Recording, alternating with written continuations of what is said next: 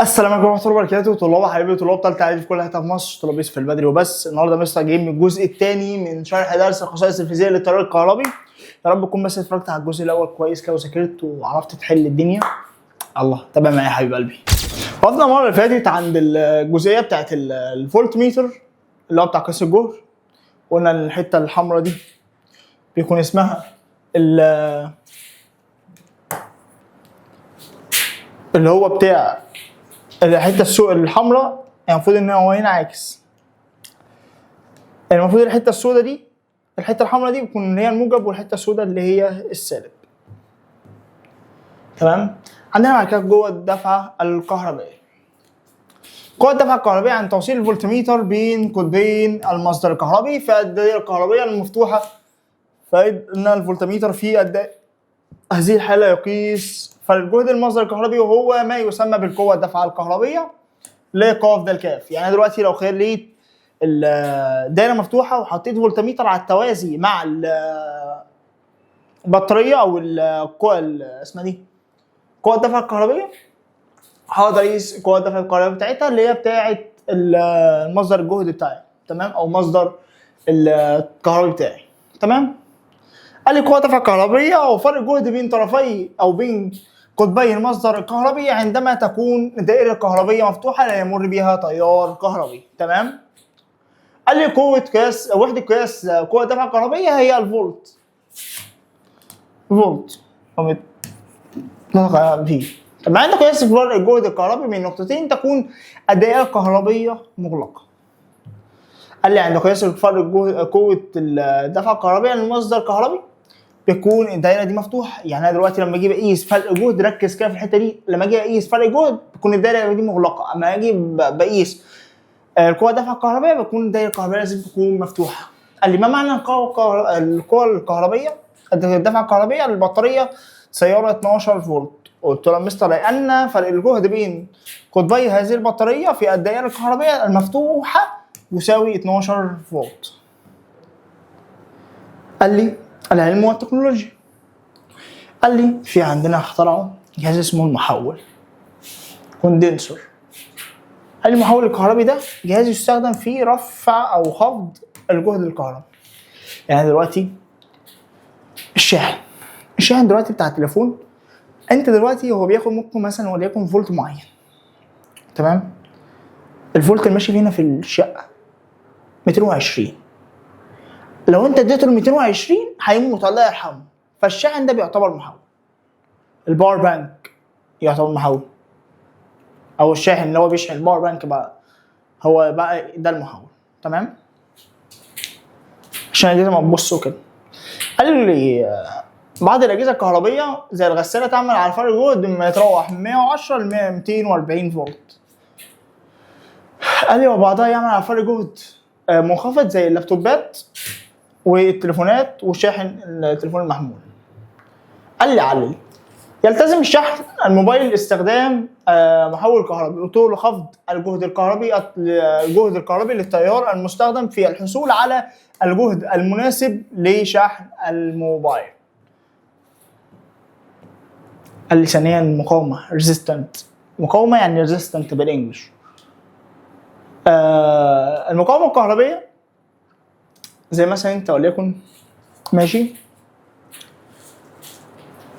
بالعربية قبلك مطب، مش المطب بيأخرك عن السرعة وبيخليك ان انت تحس ان انت مخنوق بقى ولسه تعمل دنيتك عشان تعرف تدخل المطب.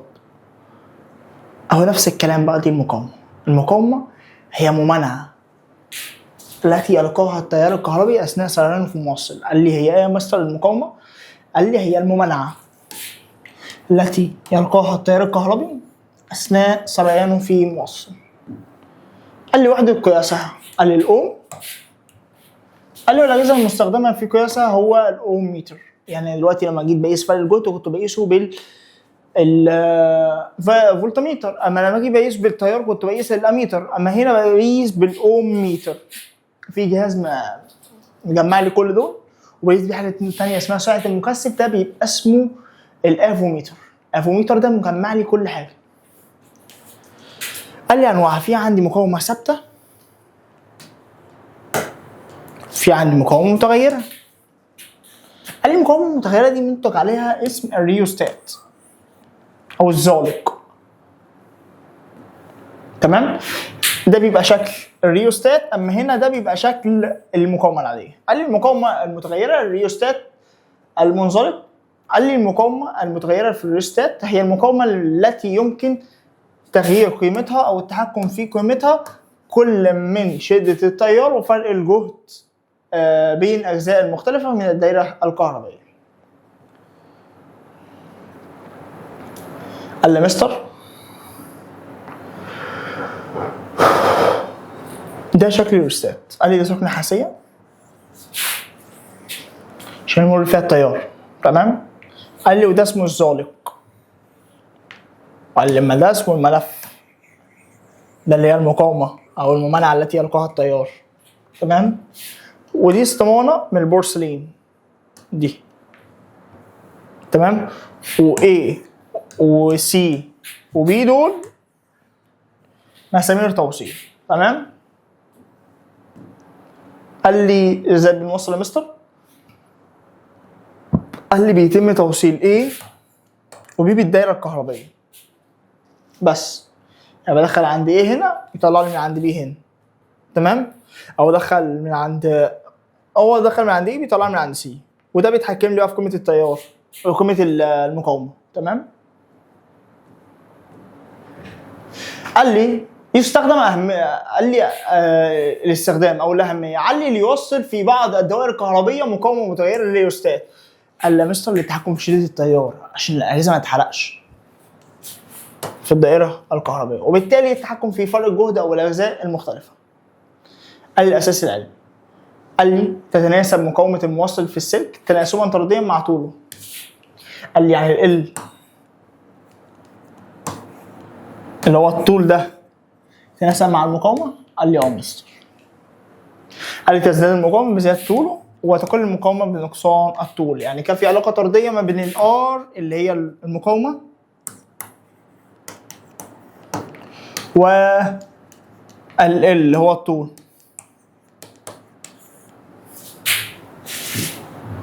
قال لي الفكره بتاعت العمل بتاعتها، قال لي دي لما اجي بحرك الزالق المقاومه تتغير والكلام من ده. تمام؟ في عندنا شكل اهو بيقول لي ما اثر تحريك الزالق الريوستات الى النقطه A اللي عايز يحركه هنا على شده التيار المار بالدايره. تمام؟ الاثر بتاع شده التيار هو كده دلوقتي، هو هنا كان في مقاومه صح؟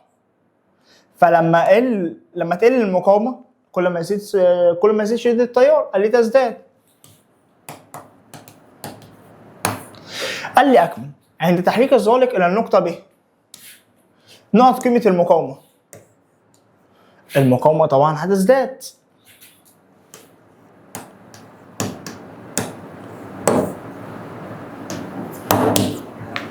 قال لي نقط قراءه الفولتميتر. هو مش هنا الدائره الكهربيه دي قوه الدفع الكهربائيه بتاعتها ثابته، تمام، ما بتتغيرش، ساعات تتغير. فالقوه الدفع الكهربائيه دي بتقسم على المقاومه المتغيره وده. فلو دلوقتي هنا المقاومه زادت، القوه بتاعت الدفع الكهربائي والجهد بتاعها طبعا هيزيد، هنا هيقل ان دي مقاومه ثابته. فكده تقل قراءة الفولتميتر. في عندي بعد كده معلم اوم، ده صاحبي واخويا وحبيبي وابن عمي. معلم اوم ده مستر اسمه جورج سيمون اوم. قال لي المعلم ده عمل لي علاقة بين شدة التيار وفرق الجهد اللي هو بتاع قانون اوم، اللي هو بيقول لي فرق الجهد بيساوي شدة التيار في المقاومة أو الممانعة بتاعتي.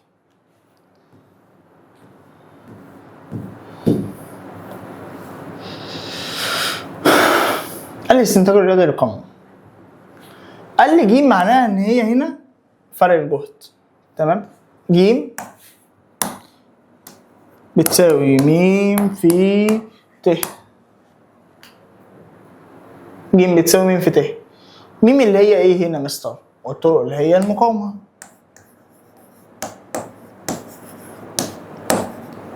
قال لك ابو ت اللي هو ايه؟ تيار. قال لي قانون اوم، قال لي تتناسب شدة التيار الكهربي المار في موصل تناسبا طرديا مع فرق الجهد بين طرفين هذا الموصل عند ثبوت درجة الحرارة. قال لي المقاومة الكهربائية، قال لي النسبة بين فرق الجهد بين طرفين الموصل وشدة التيار الكهربي المار في دي اللي هي المقاومة. قال لي المقاومة الكهربائية بتساوي فرق الجهد على شدة التيار. على بالنسبة طب بنقيسها ازاي؟ قال لي بنقيسها بالاوم. قال لي طب والاوم ده مستر بيكفي ايه؟ قال لي بيكفي فولت على امبير. يعني انت لما يجي لك في الامتحان يقول لك الاوم ده بيساوي ايه او بيكفي ايه؟ فولت على امبير. قال لي طب والفولت ده بيساوي ايه؟ قال لي بيكافئ اوم في امبير. تمام يا مستر؟ تمام يا حبيب قلبي. قال لي الخلاصه في قانون اوم، قال لي من خلال قانون اوم نستنتج ان العلاقه بين شده التيار الكهربي وفرق الجهد علاقه طرديه عند ثبوت درجه الحراره. قال لي يعني انا دلوقتي عند ثبت درجه الحراره العلاقه بين فرق الجهد وشده التيار ثابته، علاقه طرديه. كل ما ازود شده التيار كل ما تزيد فرق الجهد، كل ما ازود فرق الجهد كل ما ازود شده التيار، والعكس صحيح. بالنسبه طب لشده التيار والمقاومه، بالنسبه لشده التيار والمقاومه مستر فالاثنين عكسيين لبعض، كل ما واحده تقل كل ما الثانيه تزيد، كل ما الثانيه تزيد كل ما الثانيه تقل.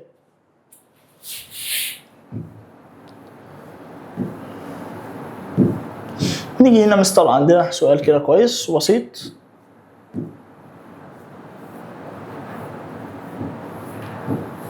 قال لي اذا مر تيار كهربي شدته 2 من 10 امبير خلال سخان كهربي وكان فرق الجهد بين طرفيه 220 فولت، فاحسب مقاومه السخان. انا بحبك عيل محترم كده تكتب لي المعطيات على جنب زي ما هو كاتب، زي ما انا كاتب كده. قال لي الت بتساوي 2 من 10 امبير والجيم اللي هو فرق الجهد بتساوي 220. قال لي والميم ما اعرفهاش. دلوقتي من المثلث بتاعي جيم بتساوي م في ت، م في ت، تمام؟ م في ت. فانا عندي دلوقتي المقاومه الكهربائيه، اخبي على المقاومه مستر يبقى ج على ت اللي هو فرق الجهد على شده التيار، يبقى 220 على 210 يبقى ب 110 ب 1010 ب 1100 اوم. قال لي احسب فرق الجهد بين طرفي المكنسه الكهربائيه مقاومتها 222 اوم، يعني كده الميم بتاعتي بتساوي 22 وشده التيار المر فيها يعني كده ت بتساوي 10 امبير. احسب فرق الجهد. فرق الجهد احنا عارفينه ان هو ج بتساوي م في ت. عند الميم وعند الت نجيب فرق الجهد عادي. قال لي اللي هو 22 في 10 بتساوي 220 فولت. قال لي احسب كميه الكهربيه الماره في موصل مقاومته 2200 اوم لمده دقيقتين عند توصيله بمصدر جهد كهربي 220 فولت. قال لي ايه اللي هيحصل يا مستر او ايه اللي هينتج؟ دلوقتي انا عندي كميه الكهربيه، مش احنا عارفين ان كميه الكهربيه دي اللي هي بتساوي شده التيار في الزمن، صح؟ هنعرف دلوقتي الدنيا ماشيه ازاي. طب انا دلوقتي مثلا عايز كميه الكهربيه، هل انا عندي شده تيار اصلا؟ لا مش مديني شده تيار والله يا مستر. طب مديني الزمن؟ لا يا مستر مديني الزمن، خلي دقيقتين. فانا هروح احول مستر على طول الزمن كده على جنب 2 في 60 طالب 120 ثانيه. تمام يا مستر. واروح اجيب شده التيار من فوق، قال لي اللي هو فرق الجهد على المقاومه 220 على 2200 طلع عندي ب1 من 10. اضرب ال1 من 10 في 120 ثانيه طلع عندي ب 12 كولوم. كده باش نجيلي على شويه حاجات كده افكار للحل بتاعتي.